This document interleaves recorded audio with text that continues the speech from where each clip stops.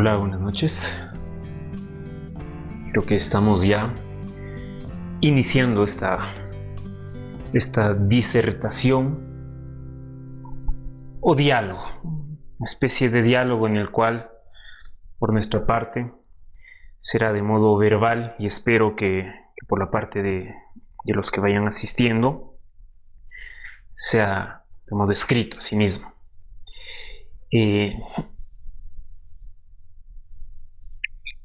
La otra vez yo utilicé, no recuerdo en qué charla, vino a mi imagen un cuento que lo había escuchado de chico, que es muy conocido, aquel que dice que en un reino, un imperio, digamos, en un reino había un rey que era bastante vanidoso, que permanentemente estaba estrenando ropajes, estrenando trajes.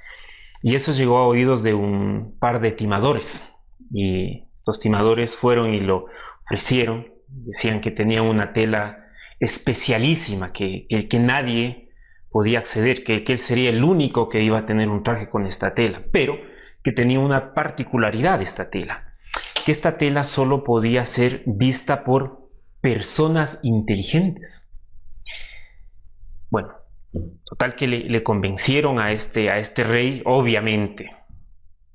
Acordaron una cantidad de dinero u oro bastante grande para un traje.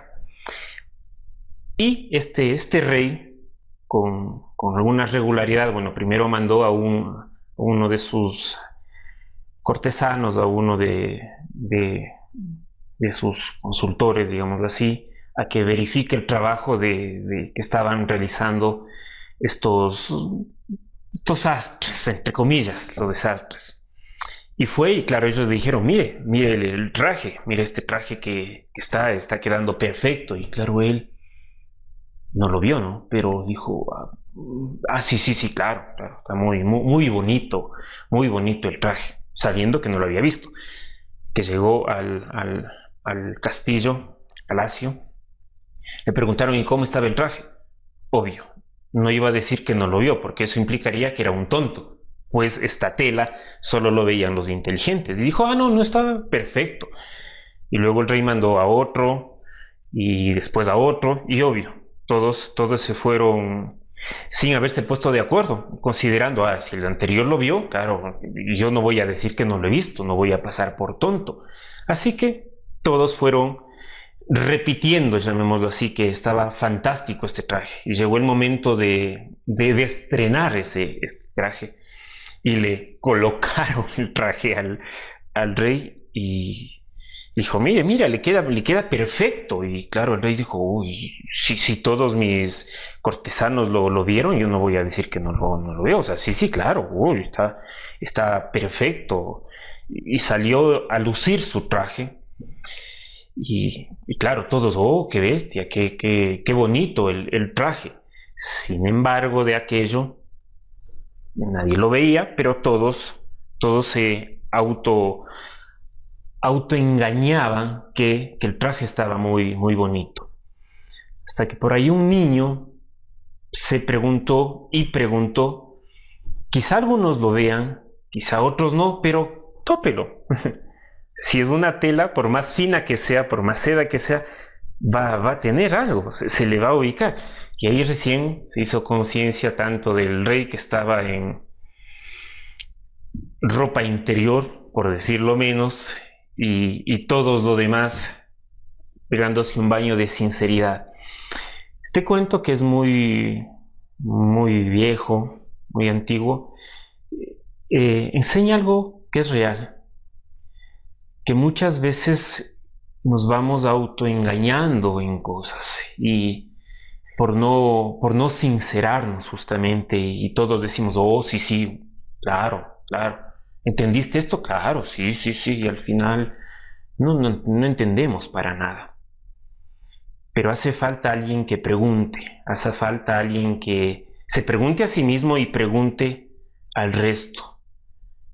Y ese ha sido un Sócrates dentro de el pensamiento occidental.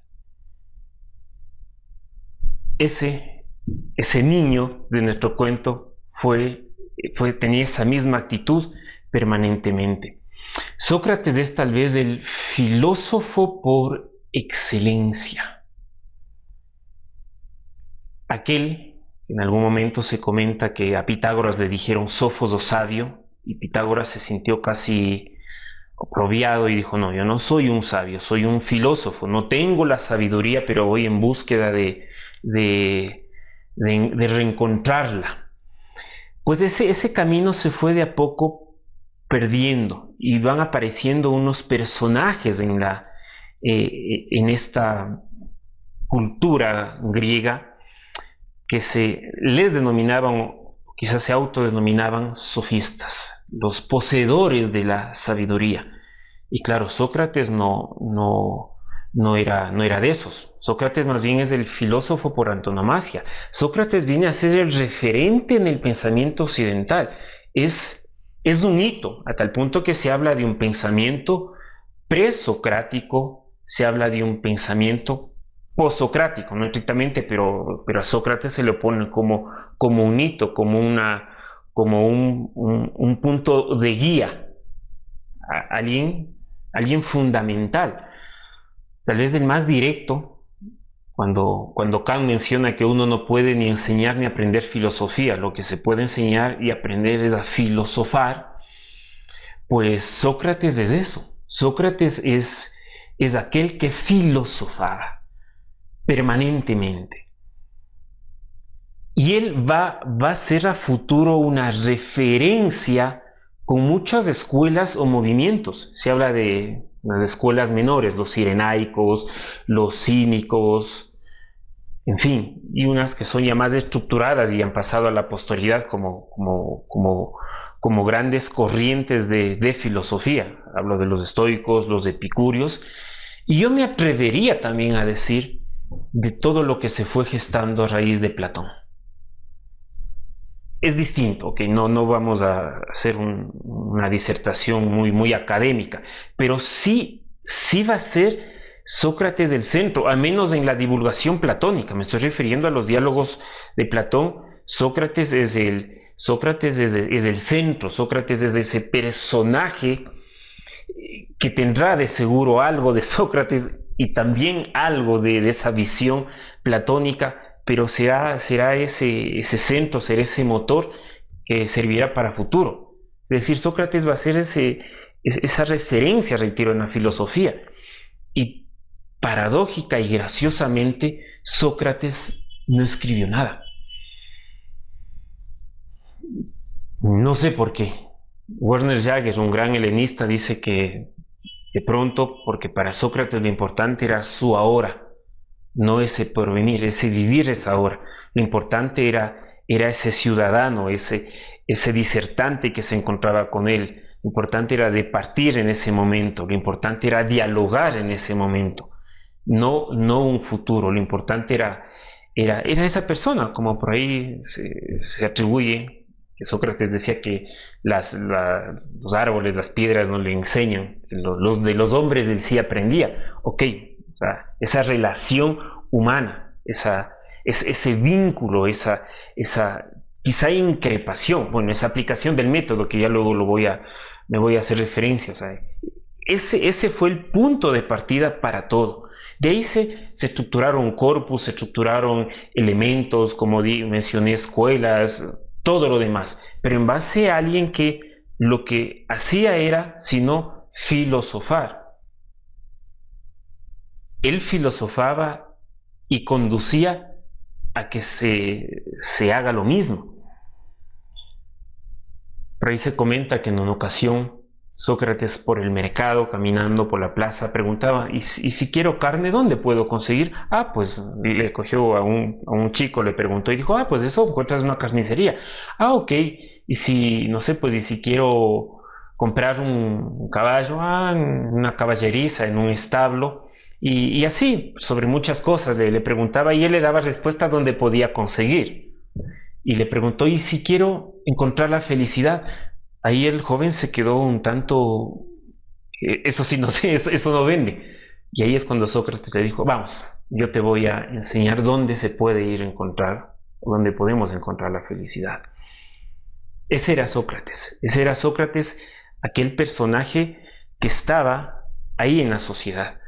Ahora, la referencia que tenemos de Sócrates, si hemos de ser claros y sinceros, es un tipo de referencia, por un lado, como una apología o una exaltación, ya sea por un lado de Platón un poco más o por el lado de Jenofonte. Más de Platón que de Jenofonte. Como digo, Sócrates no escribió absolutamente nada. Hay otra obra también que de algún modo se le ridiculiza a Sócrates, que es Aristófanes. En una película, por estos días estuve viendo una película mala, muy mala la película, que es el de los pies descalzos. Es una visión muy ridiculizada de Sócrates, está basada en Aristófanes. Pero un buen romance, como digo, es esa relación con sus discípulos o con sus amigos. Voy a tomar como referencia estos dos, Platón y Jenofonte. Jenofonte lo conoció de más joven y luego ya perdió contacto. Fue campañas a Asia Menor. Pero Platón sí era su discípulo ahí, directo. Y tan directo que fíjense este elemento. Se comenta que Sócrates, o él mismo lo dice en uno de los diálogos, que una noche sueña en que un cisne sale de un caparazón, sale de un huevo esa noche, y al día siguiente conoce a Platón, y era como un amor a primera vista en el mejor sentido de la palabra, un reconocer el maestro al discípulo y el discípulo al maestro. Así que eso es súper importante. Por eso tal vez la obra platónica tiene un influjo socrático y a su vez ese Sócrates tiene mucho de Platón también, porque hay una relación y eso es importante, hay una fidelidad, hay una devoción, yo diría. Existe un grado de devoción y eso es súper importante en esa práctica, en ese quehacer filosófico. De Sócrates, no sé, en tiempo de seguro no vamos a tener mucho, perdón, pero vive aproximadamente 70 años. Digo aproximadamente, pues siempre las fechas no son tan certeras, pero parecer nace en el año 469 y morirá, sobre la muerte si me referiré bien, en el año 399 a.C. Nace en Atenas, vivió en Atenas, murió en Atenas. No más interesante se podría decir, no, tiene mucho de interesante, porque su pensamiento es quizá uno de los más amplios que existe. Hacía una analogía en alguna ocasión con Kant.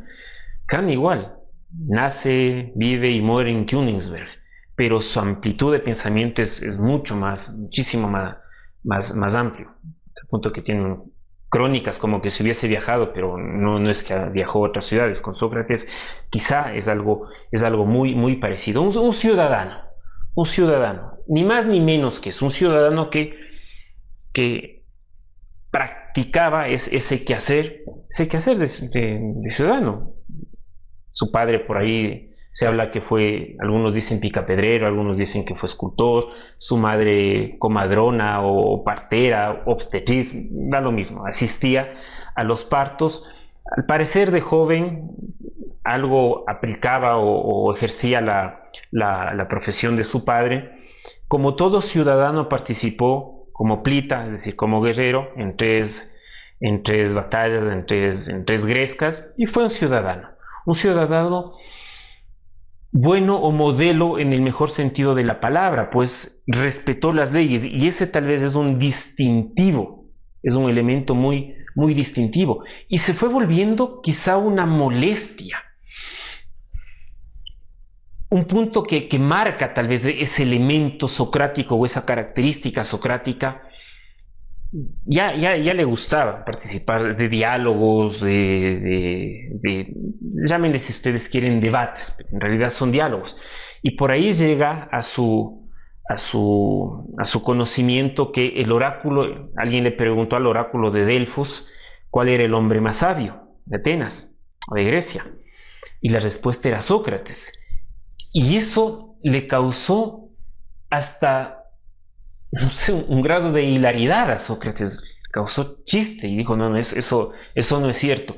Y no sé, pues con un artista hablaba sobre la belleza, con un general, con un estratego sobre el valor, en fin, con un abogado, digamos así, sobre la justicia. Y, y en ese proceso descubrió algo que es interesante.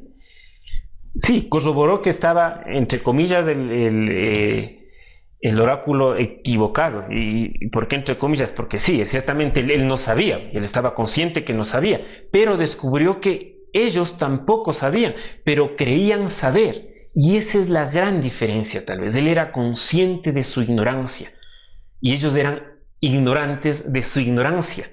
Hay un pensador contemporáneo, Hugo Habermas, él habla de la ignorancia ignorada y de lo que podríamos hablar de una ignorancia consciente. Y Sócrates es esa referencia de esa ignorancia consciente, el solo sé que no sé nada.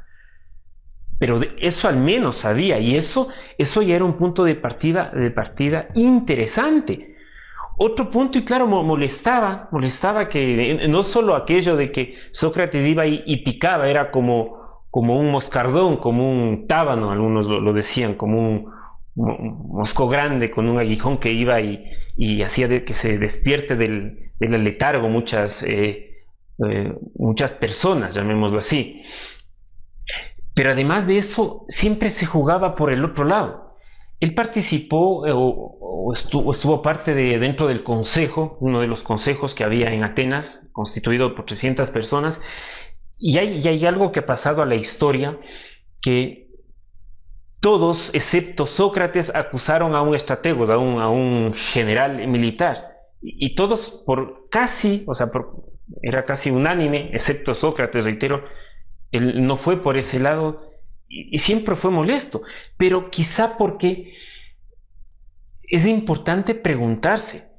Hay una película, si ustedes pueden en algún momento se la ven, se llama Los 12 sin piedad. Es interesante, a mí me gusta mucho. Toda la película es de una sola locación, absolutamente toda la película. Están 12 miembros de un jurado sentados en una mesa eh, y pasan luego de haberse dado el juicio y tienen que dar su veredicto. Y todos están de acuerdo en que es culpable el chico de un asesinato. Todos están de acuerdo, excepto uno. Pero dice, y le increpan el resto, los 11 le increpan, pero sí era clarito, todas las pruebas decían, los testigos, y ¿cómo vas a decir que no es? Dice, no, yo no digo que no lo haya hecho, tal vez lo haya hecho, pero prefiero decir que no, prefiero salvar mi voto con el objeto de discutir.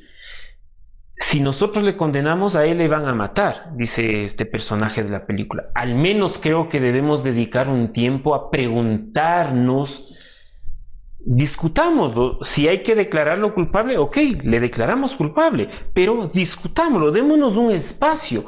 No lo hagamos a priorístico. Y eso es muy socrático, el preguntar, ese preguntarse, ese darse la posibilidad de quizá otro aspecto. Son muy interesantes, son muy enriquecedores, yo diría, esos diálogos platónicos en que Sócrates va haciendo ese ejercicio de búsqueda, ese método, algunos le llaman, que se constituye de una ironía, como una especie de disimulo que aparenta no saber o quizás sabe. Eso es interesante, porque es una postura como que ya intuye las falencias que va a tener esa tesis del interlocutor, pero por ahí lo pone con disimulo un par de preguntas, un par de inquietudes, se pone ojo, se ubica en ese estado de desconocimiento. Dice, a ver, indícame, argumenta, vamos, indícame. Y de ahí luego de un ejercicio interesantísimo que es la pregunta. La pregunta es tal vez la clave o la llave socrática, el preguntarse así de seguro, en algún diálogo, bueno, yo me recuerdo en uno, de seguro están muchos más, Él dice que se esfuerza por cumplir el precepto de Delfos, el conócete a ti mismo. Ese conocerse a sí mismo es un ejercicio de preguntarse, quizá un diálogo interior, quizá y no solo un diálogo, tal vez un conflicto interior, tal vez una guerra interior. Y de eso siempre va a salir algo. Y eso también luego lo extrapola a nivel de preguntas, de preguntar, de saber hacer preguntas, porque esas preguntas permiten, o irán permitiendo, que el otro, el interlocutor, se dé cuenta, o sea, que no haya visto otros enfoques que tiene esa postura, porque tal vez lo veía desde uno solo y no desde un enfoque. Hay eh, no es hay una caricatura que es muy conocida, yo lo he visto varias veces, en que están dos personajes frente a una figura, como un 6, el que lo ve de frente lo ve de 6 y el que lo ve del otro lado lo ve como 9. Claro, y el uno defiende que es un 6 y el otro defiende que es un 9, y los dos están viendo lo mismo. Pero claro, porque no nos damos esa oportunidad de ver de otro lado, de quizá preguntarnos ese otro aspecto. Y a través de esas preguntas Sócrates va propendiendo o induciendo a que el interlocutor vea otros aspectos. Esto es súper interesante a nivel irónico. Y la mayéutica se lo ha llamado mayéutica porque él mismo decía que de su padre ejerció un tiempo la actividad, como decía, de escultor, pero él decía, de mi madre tomé eso de ser partero. ¿Qué hace una partera? Ayuda a dar a luz, ayuda a que salga esa criatura que se lleva adentro, pero no engendró, la partera no engendró, simplemente ayuda a aquello. Y además, el solo hecho de dar a luz, esto es interesante, bueno, estuve reflexionando y llegué a esta conclusión, el solo hecho de dar a luz a una madre no le hace madre. Yo entiendo que a un padre el solo hecho de engendrar tampoco le hace padre, así que, y lo pongo ¿por qué? Porque hay en varios diálogos socrático-platónicos, llamemos así, en que no se llega a conclusiones definitivas, pero sí se fue induciendo, sí se fue ampliando mucho, porque quizá esto, digo, el dar a luz no te hace padre, quizá haga falta mucho más, o quizá lo inacabado sea muy importante. Hay varias esculturas de Miguel Ángel que algunos lo ponen como inacabado, pero yo creo que no es así, porque las partes del mármol que ya no es mármol, y digo no es mármol no porque no esté constituido de mármol, sino porque ya expresa algo más, expresa belleza, están muy pulidas, están hechas a detalle, pero hay partes que se nota aún que es mármol y mármol todavía sin trabajar. Tal vez evoca ese proceso del perfeccionamiento, pero que se va haciendo, no está terminado, que tiene que irse dando de a poco, justamente. Y tal vez, por eso el diálogo es, uno forma, cuando uno lee y forma parte de ese diálogo, a uno también le va despertando. Uno va siendo parte de ese diálogo y uno se va quedando con cosas.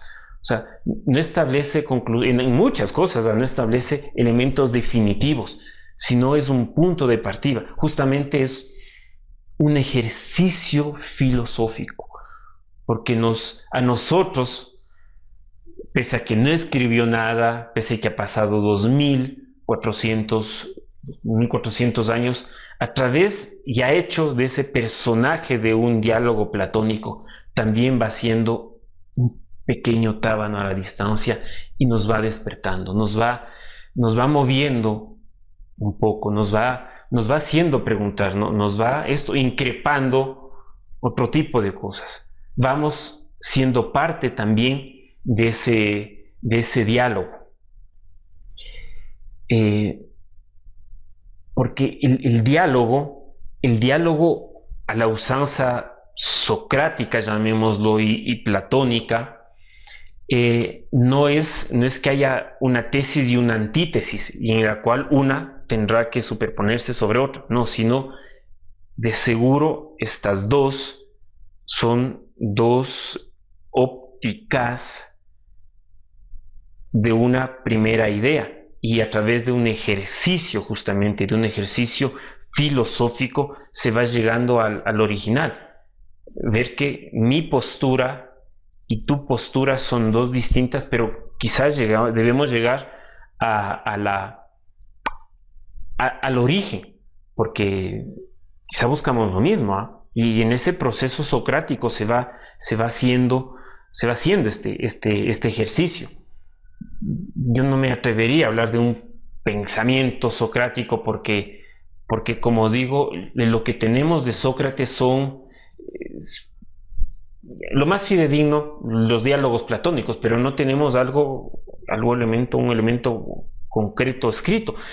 Pero más sin embargo, si hay algo que es muy reiterante en el diálogo platónico, que aparece Sócrates como personaje principal, será esa alma, siempre volverá al alma y a la virtud relacionándolo como conocimiento, a ese elemento que el saber es una forma de bien y la ignorancia es esa forma del mal. A Sócrates dirá que el hombre no hace el mal a sabiendas, porque el hacerlo equivaldría a hacérselo uno mismo. O sea, que el mal está por alejarse de la ignorancia. Hay un relato, yo no sé si sea cierto o no, pero siempre se le atribuye a Einstein. Se comenta que él estuvo en un aula de joven y el profesor estuvo hablando sobre el bien y el mal y llegó él mismo a una conclusión que como el mal es lo que está imperando en el mundo, entonces Dios no existe y esa fue su conclusión, un silogismo así como que muy muy básico. Y se comenta que este joven estudiante, sería Einstein, hace un jueguito, dice, térmicamente no hay el frío, sino existe una ausencia de calor. A nivel óptico no hay la oscuridad, lo que hay es una ausencia de luz. Del mismo modo no es que haya el mal como tal, sino es una ausencia de bien. Esto es un argumento muy socrático, justamente, aquello de que el mal es una ausencia del bien. Es como la luz, este foco que está ahí. Si mi mano yo le acerco al foco, habrá más lúmenes sobre esta faz de la mano. Y si me alejo, hay una mayor oscuridad. Pero no depende de la luz del foco, depende de mi ubicación, si estoy más cerca o más lejos. En ese punto, claro, hay un proceso que lo plantea Sócrates del ser humano, de ser más humano, llamémoslo así, en la medida de relacionarnos con el bien, y el diálogo va a propender a eso. Sócrates a futuro, yo ya hice a un inicio, hablaba que muchas escuelas socráticas se estructuró, y nosotros sabemos de Sócrates, o sea, hasta la fecha ha pasado Sócrates. Y más allá de lo que pueda decir un Hegel que hace toda una explicación, incluso hace una relación con la misma figura de Jesucristo, Kierkegaard del mismo modo, Nietzsche, por esa una crítica bastante fuerte, pero no solo a Sócrates, sino a un proceso de decadencia griega, porque llega a un punto, a una cúspide, dice Nietzsche, y luego entrará una decadencia. O Arendt, que es una filósofa contemporánea que lo relaciona mucho con el tema político, y ese argumento es interesante porque habla que Sócrates, si bien es cierto, no estuvo a la par de un Pericles como dirigente político, pero tuvo una participación directa en la ciudad. Fue un ciudadano en el más puro sentido de la palabra, aquel que obedeció las leyes como una forma de expresión de justicia. No recuerdo en dónde leí que sí, es que su esposa Santipa le dice, oye, pero tú vas a morir condenado por algo injusto, por algo que es mentira. Y ahí Sócrates le dice, ¿y estarías conforme si fuese verdad por lo que a mí me están condenando? O sea, prefería ser víctima de una injusticia a cometer una injusticia. Eso es interesante. Y tal vez no estaríamos hoy hablando de Sócrates o no con la vigencia que ha tenido a futuro si él no haya eso, respetado las leyes. Hay un precioso diálogo, si están interesados en Sócrates, muy pequeño, no recuerdo, tendrá 5 o 6 páginas, no recuerdo, que es del Critón, que es en el momento que ya está recluido y sabiendo que va a morir, se establece un plan para sacarlo de la cárcel, pues era injusto, y él dice, no, no es suficiente que mi vida esté en juego. Si a mí me preguntasen y si mi vida no estaría en juego, yo diría que uno debe respetar las leyes. ¿Y ahora por qué no he de hacerlo? ¿Porque mi vida está en juego? No es suficiente, no es razón suficiente. Es ser coherente con todo lo que fue en su vida. No es el hecho que murió, no. Es el hecho que toda su vida fue coherente con su pensamiento. Es por eso que estas corrientes socráticas que mencionaba, los cínicos, los epicúreos, los estoicos, lo toman como vida, como un ejemplo de vida. No por sus escritos que no lo tenía, sino su vida va a ser el más vivo modelo o el más vivo ejemplo de que la filosofía cambia justamente. Así que la mayor herencia, yo creo, de Sócrates es ese no conformarnos con lo superficial.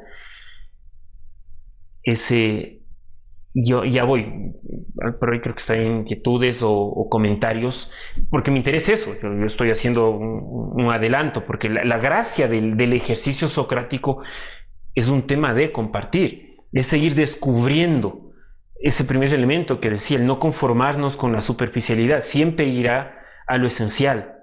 ¿Recuerdan del Principito? O del zorro que le indica al Principito que lo esencial es invisible a los ojos, solo se puede vislumbrarlos con los ojos del corazón o del alma. Hace ese ejercicio y por eso siempre volverá al alma, siempre retornará ese elemento para hurgar en lo profundo. También hasta hoy yo creo que ha venido ese elemento socrático, ese darnos la oportunidad de descubrir, de construir juntos, salir de dogmatismos,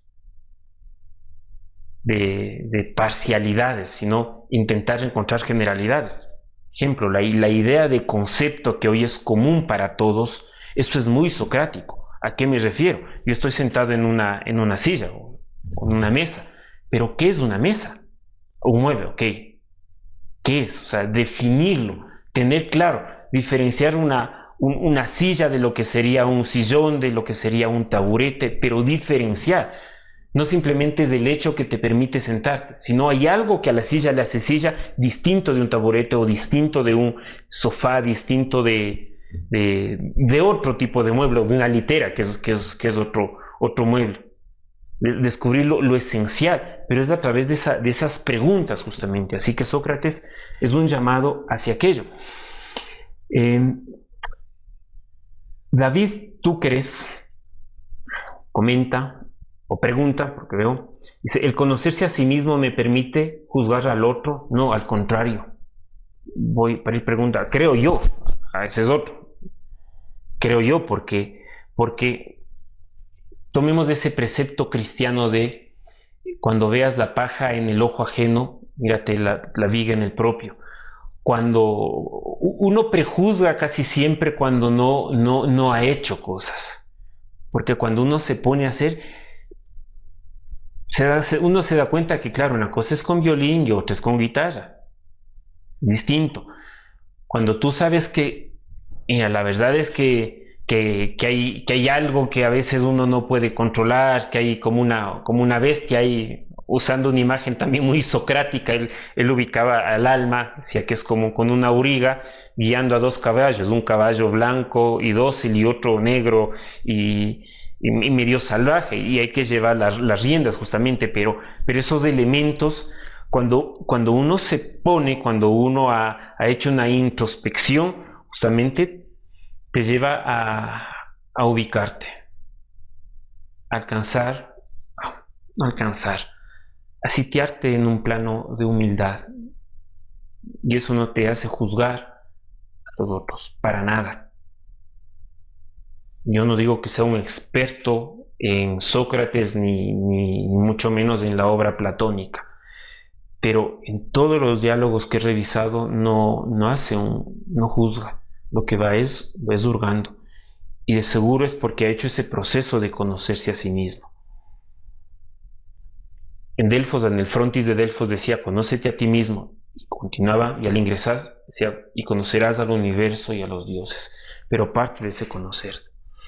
Continúa diciendo David, porque un juez, a sabiendas que una persona es culpable por las pruebas más que evidentes dadas a conocer en los procesos, lo declara inocente o se sanciona levemente? ¿Será que no aprendió que existe la ética y moral que analizamos en un taller anterior? ¿Cómo entender esto? Sí. Ahí sí, cada cual. Quizá también porque a nivel de legislación hay muchas leyes que no son justas y el sistema, sobre pretexto de un formalismo, tampoco se juzga de un modo adecuado. Tradicionalmente lo que se buscaba era que el juez sea justo consigo mismo y tal vez ahí se pueda canalizar justicia, pero este es un tema bastante complicado. Hay todo un diálogo, uno de los mejores, tal vez el mejor diálogo de Platón, que también aparece Sócrates, que es la República, y ahí se hace ese hurgar en torno a la justicia. Y se llega a una idea, la justicia como dar a cada quien lo que le corresponde o se merece según su naturaleza y sus actos. Pero para eso hay que conocer la naturaleza de la persona, no solo los actos. A veces se juzgan solo los actos y en eso hay ciertos errores. Pero claro, ¿qué se puede esperar cuando se hace solo un ejercicio muy formalista o muy superficial, ya que hace rato mencionaba, cuando nos conformamos con la superficialidad? Y tal vez haya que ir a hurgar mucho más allá, David. José Fabián, aunque es el mismo José Fabián que conozco, comenta o pregunta, ¿por qué era incómodo para algunos que Sócrates les haga preguntas? Porque les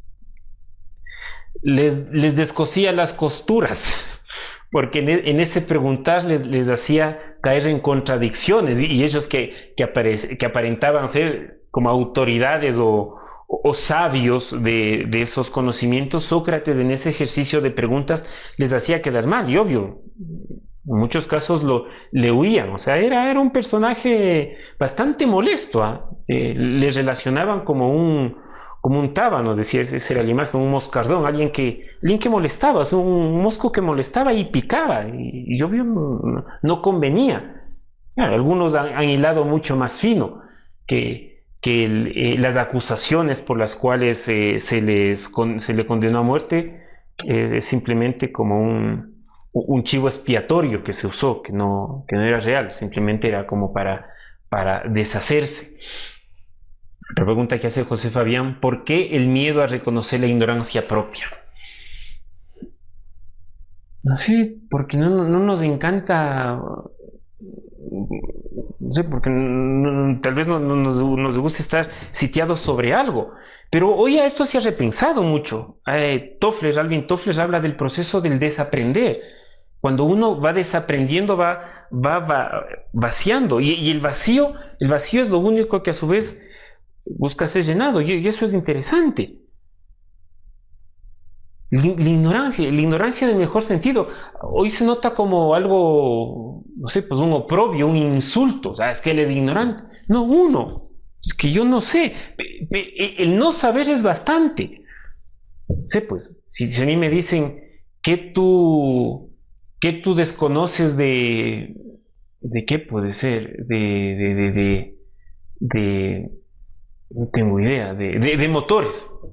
Yo la verdad no tengo idea. O sea, ni siquiera no sé lo que no sé. Si tuviese rudimentos básicos de mecánica, sabría lo que sé y sabría también lo que no sé. Pero si no tengo idea, ni siquiera sé lo que no sé. O sea, para no saber, tienes que saber algo, conocer. Eso es interesante. Por eso es esa ignorancia consciente. Eso es súper importante. Tucson comenta, dice, Sócrates eligió trascender. No creo. porque a él le hicieron trascender. Sócrates eligió vivir de un modo coherente, y eso sí es importante, y tal vez esa vivencia de un modo coherente te hace trascender. Bueno, el estoicismo nace después, por si acaso, Tucson, el estoicismo propiamente nace el mismo término me refiero, el mismo término nace después y la escuela filosófica nace después con Zenón de Sinope y la idea del disertar sobre bajo la estoa y bueno, luego los estoicos nace después.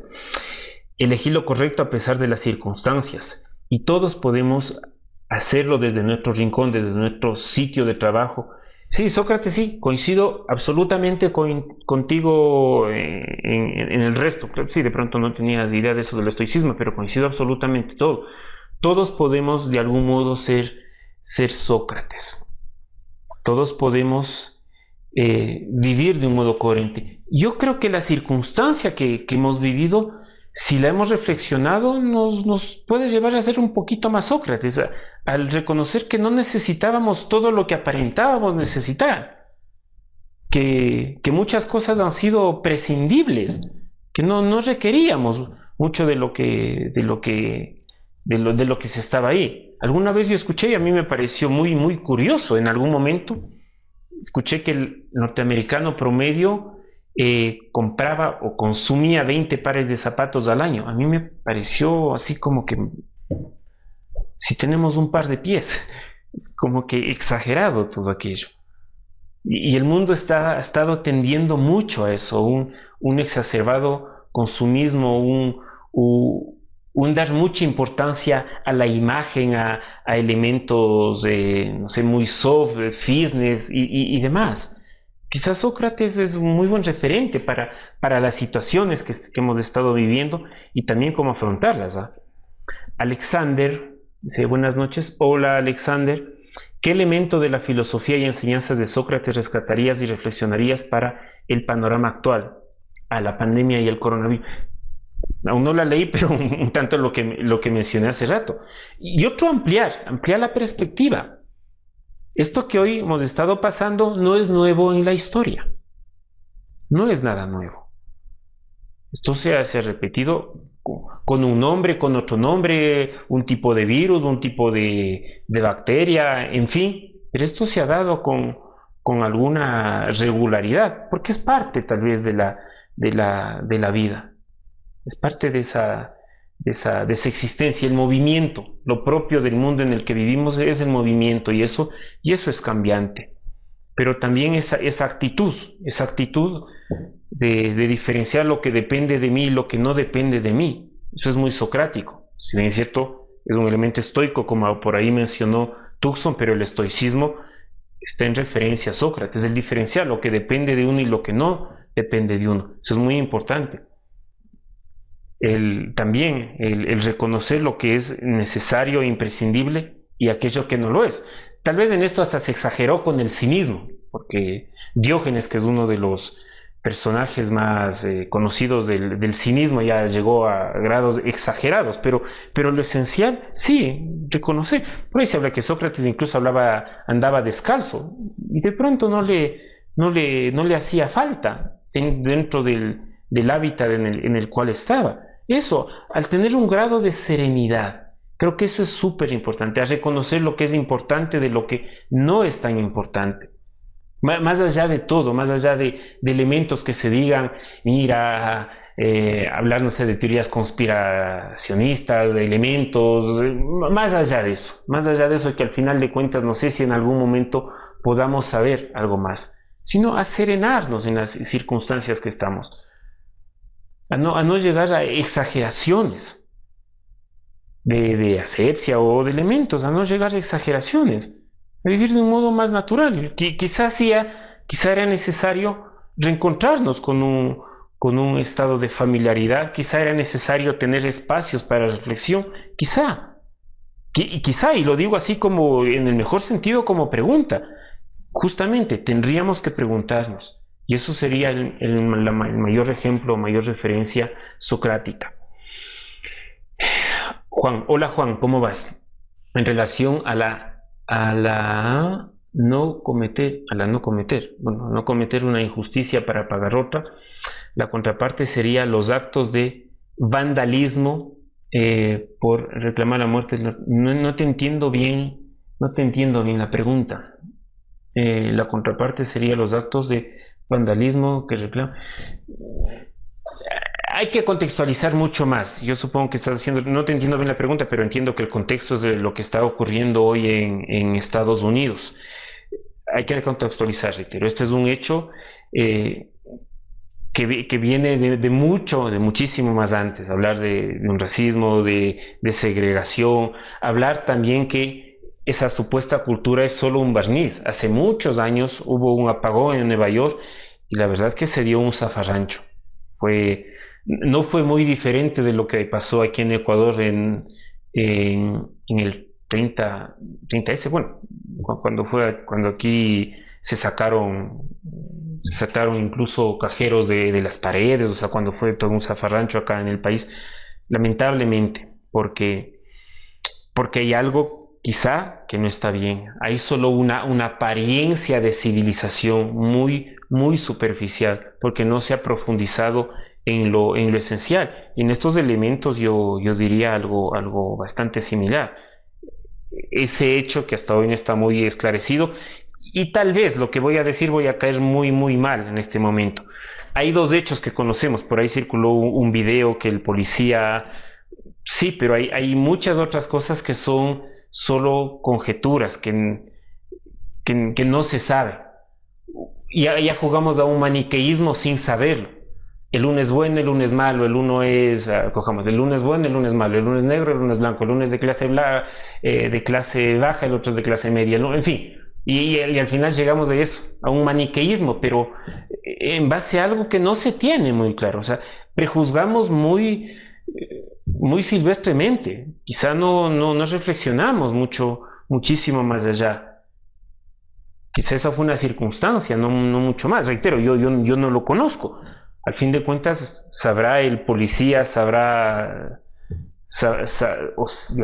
no sabremos lo que pasó al fin de cuentas con Floyd, pero no es muy sano dejarse llevar. Eso es tal vez un muy buen ejercicio socrático, ese dejarse llevar.